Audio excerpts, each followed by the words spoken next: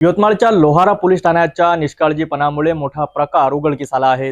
गेल्या 6 वर्षापासून फरार असलेला गंभीर गुन्ह्यातील आरोपी पोलिसांच्या हातातून तुरी देत हातकडीसह पसार झाला आहे। ही घटना पोलीस विभागासाठी मोठी नामुष्कीची बाब ठरली असून या निष्काळजीपणामुळे स्थानिक गुन्हे शाखेसह लोहारा पोलीस विभागावर टीका होत आहेत।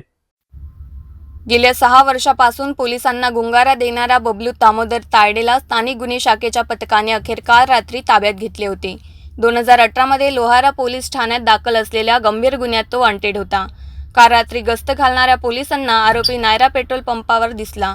त्यानंतर पोलिसांनी सापळा रचत त्याला अटक केली। त्याला मेडिकल तपासणीसाठी नेत असताना पोलिसांच्या निष्काळजीपणाचा फायदा घेत आरोपीने हातकडीसह पलायन केले। आरोपी हा हातकडीसह पसार झाल्याने पोलीस यंत्रणेची मोठी फजिती झाली आहे। या प्रकरणामुळे स्थानिक गुन्हे शाखेची आणि लोहारा पोलिसांची कार्यक्षमता प्रश्नचिन्हात आली आहे। गंभीर गुन्ह्यातील आरोपी पोलिसांच्या ताब्यातून सहज सुटतो म्हणजे सुरक्षा व्यवस्था किती ढिसाळ आहे यावरून स्पष्ट होते।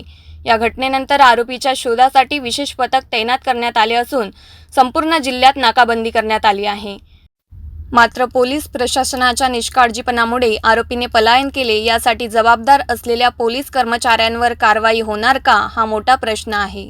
यवतमाळ पोलिसांच्या गालिबपणामुळे गंभीर गुन्ह्यातील आरोपी हातकडीसह पसार झाला आहे। यामुळे पोलीस प्रशासनावर तीव्र टीका होत असून या प्रकरणाची सखोल चौकशी करून जबाबदार अधिकाऱ्यांवर कारवाई करण्याची मागणी केली जात आहे।